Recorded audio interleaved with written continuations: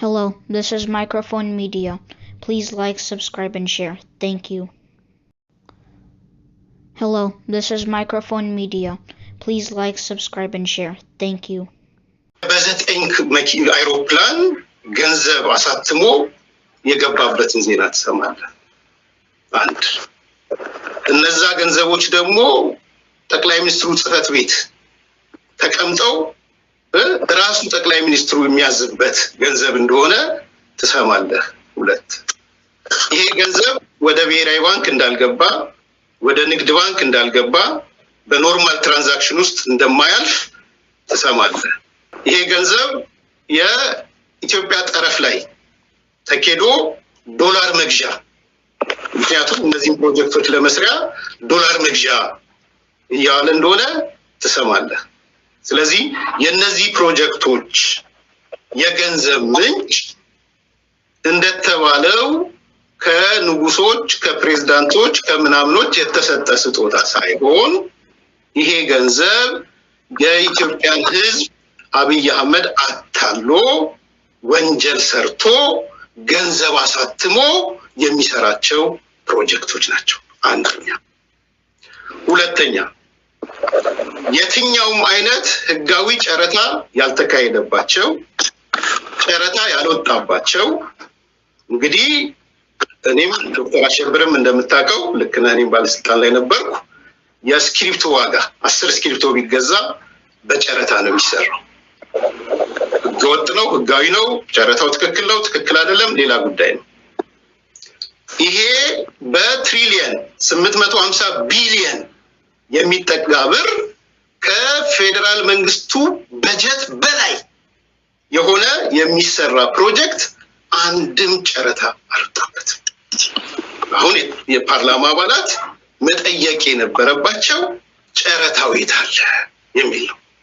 ዜናዎች ጋር ሄደህ ስትሰማ የምታገኘው ዜናዎች አብይ አህመድ ለዘመዶቹ ለኔትወርክ ለሆኑት አካላት በቃ አቅራቢያው ላለው ሰዎች ጨረታውን ሰጥቶ እንደሚያሰራ ትመለከታለህ። ስለዚህ ከጨረታም አንፃር ስንሄድ አንድ የፓርላማ አባል ተቆርቁሮ መጠየቅ ያለበት ይሄ ነገር የትኛው ጨረታ ላይ ዋለ የሚለው ሁለተኛ።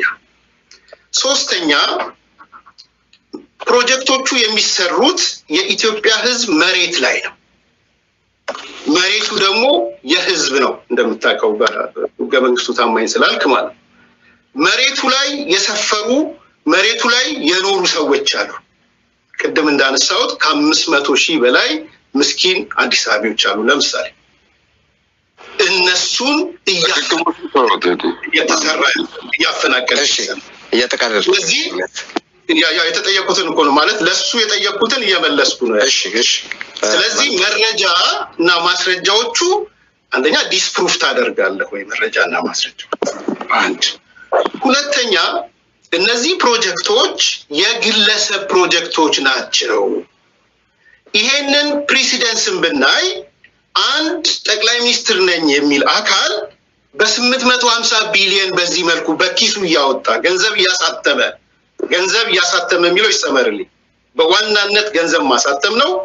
በሁለተኛነት በግዳጅ የመንግስት ተቋማት ገንዘብ እንዲያዋጡ፣ የመንግስት የክልሎች አስተዳደሮች ገንዘብ እንዲያዋጡ፣ የካፒታል ፕሮጀክቶች የኮንቲጀንሲ በጀታቸውን ሽፍት እንዲያደርጉ፣ ባንኮች በግድ ፋይናንስ ተቋማት በግድ ገንዘብ እንዲያዋጡ ተደርጎ እየተሰራ ያለ ነገር ነው። ስለዚህ ምንድነው የምታስበው ነው ጥያቄ ማቅርቤ የነበረው። ፋይናሊ የኢትዮጵያ ፍሬውን እያጣጠመ ነው በዚህ ፕሮጀክት የሚለው ነገር እስቲ ፍሬውን እንየው እንስማው እናዳምጥ። በደም እኔን ተወኝና የኢትዮጵያ ሕዝብ በዚህ ፕሮጀክቶች ያለውን ፍሬ ምንድነው የሚመስለው እስቲ የበላቸውን ፍሬዎች ንገረን ነው። ከእንደገና መጨረሻ ላይ በፕሮጀክቶቹ ዙሪያ ብቻ ሳይሆን አንተ ስለ አብይ አህመድ ያለህ አመለካከት በምንም እኔን ኤክስክሉድ አድርገኛው ስለ አብይ አህመድ ያለህ አመለካከት የውይይታችን ኦሪንቴሽንን ማተር ያደርጋል። ከዚህ ጋር ተያይዞ ጥሩ እየሰራ ነው አገሪቷን ወደፊት እየወሰዳት ነው እያልክ ያለኸው ወይንስ እቺ አገር ከድጡ ወደ ማጡ በአብይ አህመድ አገዛዝ ታይራንት በሆነ አገዛዝ ፍጹም አምባገነን አገሪቷ አይታ የማታቀው ጦርነት ውስጥ የከተተ ከባንዳዎችና ከኢሳያስ አፈወርቂ ከሚባል አካል ጋር ጸረ ኢትዮጵያ ጋር ተጣምሮ አገር ገደል የከተተ ሰው ኢትዮጵያንም ገደል እየከተተ ነው ብለህ ነው የምታምነው ወይስ ወደፊት እያስኬዳት ነው? This is not negative thinker by the way. A positive thinking, negative thinking, let's forget it. ይሄን ካልኩ በኋላ ያለውን ነገር በኋላ መለሰ። እሺ አሁን ሚኒስትሩ አህመድ ሺዴ ስለ ፕሮጀክቶቹ ሲጠየቅ ግራንት ነው የሚሰሩ እነዚህ ፕሮጀክቶች በግራንት ነው የሚሰሩት አለ መጥቶ ፓርላማ ላይ በጣም መሰረታዊ የፓርላማ አባል ስለሆነ ማለት ዶክተር አጀብ በግራንት ከጫካ ፕሮጀክቶች ውጪ በግራንት የሚሰሩ ናቸው አለ። ግራንት ማለት ባይ ዴፊኒሽን የፋይናንስ ሚኒስትሩና ወይም የፋይናንስ ተቋሞችና አገሮቹ የሚፈራረሙበት ማለት ነው ግራንት የሚባለው። ግራንት ደግሞ ጠቅላይ ሚኒስትሩ የሚኒስትሮች ምክር ቤት ያልፋል፣ ከሚኒስትሮች ምክር ቤት ወደ ፓርላማ ይመጣል ነው ገንዘብ ሚኒስትር ያየዋል፣ ፓርላማው ያጸድቀዋል። ግራንት ሆኖ ያጸደቃችሁት ገንዘብ አለ ወይ እነ ዶክተር አሸም በፕሮጀክቶቹ? ካላጸደቃችሁ ደግሞ አብይ አህመድ መጥቶ ሂዱና ፈረንሳይ ሂዱና አረብ ሀገር ሄዳችሁ ኦዲት ማድረግ የምትፈልጉ ያለው ትክክል ነው ወይ? እሷን ረስቻት ነበር እንዳነሳው በቴዲም ዜናም በኔም ዜናው እንደተነሱት ከ3 ክፍለ ከተማ እንደውም በአንድ ክፍለ ከተማ ኦልሞስት ሙሉ ለሙሉ ያጸዳል። አንተም እንደምታውቀው እንግዲህ እያንዳንዱ ክፍለ ከተማ ስንት ፖፑሌሽን እንዳለው ታውቃለህ። ሁለተኛ ስለዚህ በክፍለ ከተማ ደረጃ 3 ክፍለ ከተማዎችን የሚነካ ፕሮጀክት እንጂ አንተ ያነሳው 3ቶቹ አይደለም 2 ለሱ የምታውቀው ነገር አለ ወይ? ከሌለ ዲስከሽኑን ማቆም ነው የሚሻለው። ከዚህ አንፃር ማለት እውቀት በሌለው ሰው ጋር እየተነጋገርን ከሆነ ማለት እንትኑ መረጃና ማስረጃ የለኝም ከሚል ሰው ጋር ከመነጋገር አለመነጋገር ስለሚሻል ማለት። ሶስተኛ እነዚህ ፕሮጀክቶች አይዝም እንደምን አህመድ ሺዴ ስለ ጫካው ፕሮጀክት የማውቀው ነገር የለም ማለትና ስለ ሌሎቹ ፕሮጀክቶች ግን ግራንድ ፕሮጀክቶች ናቸው። እኔ ደግሞ እንዳልከው ልክ ነው ኃላፊ ላይ ነበርኩ። በኃላፊነት ሰራቶ መለስን በጣም አድንቀዋል። ልክ ነው ህጋዊ አሰራር ተከትሎ ፕሮጀክቶቹ ሲመጡ በሚኒስትሮች ምክር ቤት ጸድቆ ሚኒስትሮች ምክር ቤት ደግሞ ለፓርላማ ልኮት ፓርላማ ደግሞ እናንተ አይታችሁት መርምራችሁት አጽድቃችሁት ከዛ ለአስፈጻሚው አካል ይላካል። ይሄንን ፕሮሲጀር ተከትላችሁ ያጸደቃችሁት ፕሮጀክት ነው ወይ? ቢኮዝ አንተ ያነሳቸው 3 ፕሮጀክቶች ግራንድ ፕሮጀክቶች ናቸው ብሎ አህመድ ሺዴ የፋይናንስ ሚኒስትሩ መጥቶ ተናግሯል። በአሰራራችሁ አሁን አቶ አሸብር ዶክተር አሸብር እየጠየቁ ያለሁት ግራንትን ሳታጸድቁ የሄዳችሁበት ወቅት አለ ወይ? ግራንድ በጀቶችን ማለት ነው። ይሄንን ፒውርሊ መመለስ። ሁለተኛ ሶስተኛ ከዚህ ፕሮጀክት ጋር በተያያዘ እኔ ኦፍ ኮርስ የዶክተር የህክምና ሐኪም ወይም የጥርስ ሐኪም እንደሆነ አውቃለሁ። እኔ ፋይናንስ ተማሪ ነኝ። ማስተርሴን በፋይናንስ ነው የሰራሁት። ስለዚህ አይ ኖ አባውት ስለ መኒ ላውንደሪ አውቃለሁ። መኒ ላውንደሪ ኢትዮጵያን በከፍተኛ ሁኔታ ከጎዳት እቺን ሀገር ወደ መቀመቅ ከወሰዷት ነገሮች አንዱ መኒ ላውንደሪ ነው። ህገወጥ ገንዘብን ወደ ህጋዊ ቻናል በመክተት የኑሮ ውድነቱ እንዲኖር ኢንፍሌሽኑ በከፍተኛ ሁኔታ እንዲጨር የገንዘብ ዋጋ እንዲሞት እኔ እኮ እፍረት የሚሆንብኝ አብይ አህመድ ሲበጣ $1 25 ብር ነበር ወይ 27 ብር ነበር። ዛሬ 4 እጥፍ አድጓል። የዚህ ሁሉ መሰረታዊ ምክንያት የተረጨ ገንዘብ ስላለ ነው። ከየት ተረጨ? አብይ አህመድ አይሮፕላን አስጭኖ አይሮፕላን ገንዘብ አሳትሞ መጥቶ ቤተ መንግስት አስቀምጦ በቤተ መንግስት ውስጥ ገንዘብ እየረጨ ነው ያለው። ቀጥላለሁ። ጨረታ ጥሩ ታንኪዩ። ጨረታዎች በሙሉ ትራንስፓረንት ናቸው ብሏል። ለምንድን ነው ታዲያ አንተ በፓርላማ ውስጥ እነዚህ የጫካ ፕሮጀክቶች እነዚህ የተሰሩ ፕሮጀክቶች ጨረታውን ይፋ አድርጉ? እስቲ አንድ ዶክመንት አሴ ፓርላማ ሜምበር አንድ ሲንግል ዶክመንት ስጠኝ በጨረታ የተሰጡ ፕሮጀክቶች። የአብይ ዘመዶች ማለት የብልጽግና አባላት፣ የአብይ ዘመዶች ማለት በኔትወርክ የተሳሰሩ ሰዎች፣ የአብይ ዘመዶች ማለት የሱን ስልጣን ለመጠበቅ አብይ ወይ ሞት ያሉ የሚመጡ ሰዎች ማለት ነው። ወንድሙ እህቱ አይደለም ይያልኳል ሊሆን ይችላል አላቅም ስለሱ የአብይ ዘመድ ኔትወርክ ሊሆነ ዘመዶች የተሳተፉበት ፕሮጀክት ነው ስለዚህ ፕሮጀክት ዕውቀት ከሌለው ዶክተር አሸብር ልንነጋገር አንችልም ማለት ነው ስለ ጫካ ፕሮጀክት የሚያቀው ነገር ከሌለ እንዲያቅ ጊዜ ስጠውና ፈርዘር መርምሮ መጥቶ ከቅርበትም አንፃር ቤተ መንግስትም ሄዶ ጠይቆ ይምጣና የቴዲም ዜና ልክ አይደለም የኤርሚያስም ዜና ውሸት ነው የኤርሚያስ ዩቲዩብ ነው ወዘተ ሚሊዮን እንቀበልና ይቅርታን ጠይቃለን በይፋ ይቅርታን ጠይቃለን ይሄ ነገር ውሸት ሆነ ማለት ስለዚህ ስለ ፕሮጀክቶቹ ማቀው ነገር የለም ከሆነ የለም የሚለውን ብናየው ጥሩ ይመስለኛል ማለት ዕውቀቱ ያለው ስላልመሰለኝ ዕውቀቱ በሌለው ሰው ጋር ነው እየተከራከርን ያለነው እኔ እንደዛ ነው እየገባኛል ዶክተር አብይ አህመድ ማለት ውሸታም ለአገሩ ታማኝ ያልሆነ ኢትዮጵያን ከድጡ ወደ ማጡ ሳይሆን እየፈራረሰች ያለች አገር በማፈራረስ ላይ ያለ መሪ ነው አንደኛ ጨዋ አይደለም ባለጌ ነው ታማኝ አይደለም የአገር ክህደት ጊዜና ወቅት ተጠብቆ በትሪዝን መከሰስ ያለበት ሰው ነው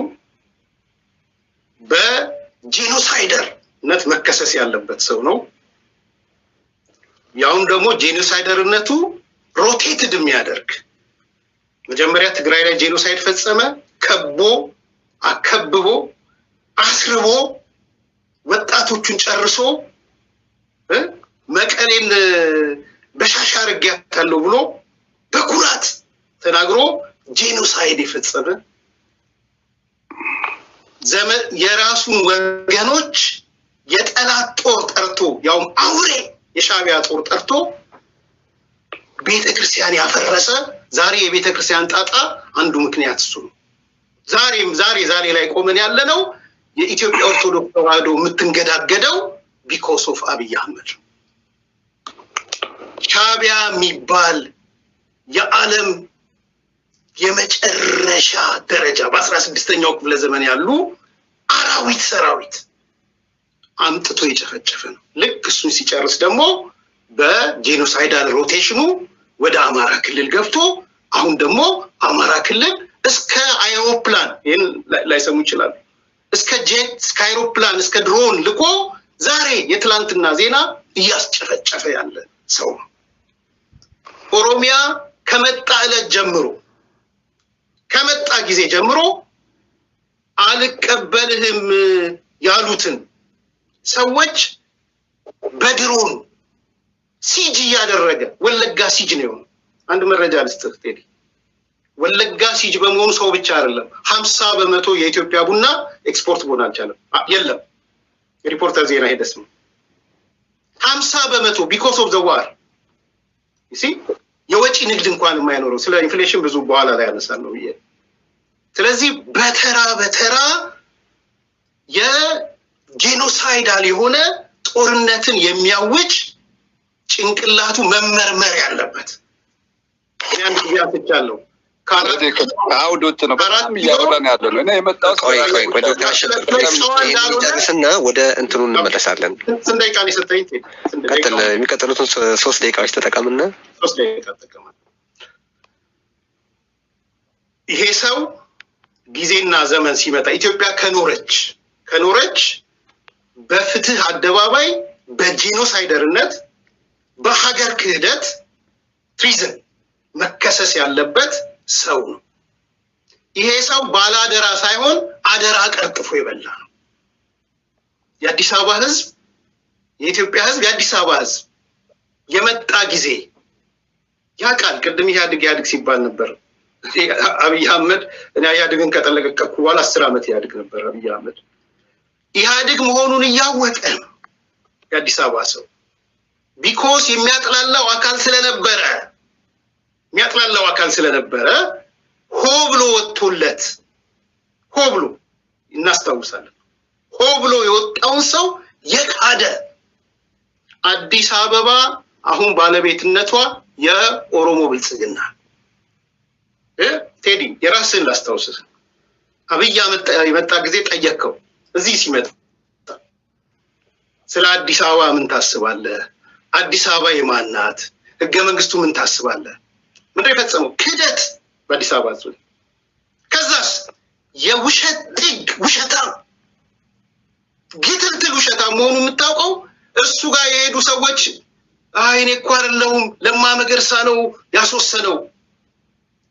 እኔ እንደው ልክልሃለሁ ቴዲ ልትልክለት ትችላለህ ዶክተር አሸብር 95 የዶክተር አብይ ውሸቶች አለኝ 95 መቶ እስኪሞላ ነው እየጠበቁ ያለው። ከፈለገ 95ቱንም ይዤ መጥቼ መከራከር እንችላለን። ያው ግትልትል ውሸት ዛሬ የተናገረው ነገ የማይደግም ይሄ ሰው ባላደራ አይደለም። ጨርሻለሁ። ሰልፍለስ እንዴ የአባይ ግድብን የሚገድብ ሰው በጠራራ ፀሐይ መድፋት ነው እንዴ ሰልፍለስ? ኢንጂነር ስመኘው መድፋት ነው ሰልፍለስ? ከሻቢያ ጋር ተባብሮ የኢታማዦር ሹም መድፋት መግደል ነው ሰልፍለስ? አገር መውደድ እንትን ማለት ሴራ ጠንስሶ አማራ ክልል እነ ዶክተር አምባቸውን መድፋት ነው የአገር ታማኝ መሆን? አፍራለሁ። በጣም ነው ማፍረው። እና ዶክተር አብይ እስካለ ድረስ አይኖ ኤጀንቶች አሉት። ኤጀንቶቹ እንደዚህ ነው መጥተው የሚከራከሩለት። ግን ኢትዮጵያ የመኖሯን ጉዳይ ያጠራጥረኛል። ቴዲ ፋይናል መኖሯንም ነው የሚያጠራጥረኝ። እስከዛ ድረስ ነው ወጫዋም አይደለም ታማኝም አይደለም ባላደራም አይደለም ሰልፍለስም አይደለም። የነዚህ ተቃራኒዎች ጄኖሳይደር ከዳተኛ ክህደት የሚፈጽም ባንዳ የጠላት ጦር አምጥቶ አገር ያጠፋ የኢትዮጵያ ሬዚጁዋል ያው ምናልባት ስክራፕ ቫልዩ ባሰላ እንኳን ምን ስንት ስክራፕ ቫልዩ እንደሚኖረው ማላቀው የኢህአዴግ ዝቃጭ። በነገራችን ኢህአዴግ ተጨምቆ የዝቃጩ ማለት አብይ አህመድ ማለት ነው። እሺ ዶክተር አሸብር ይሄንን ውይይት እንድናደርግ ሲጠይቁ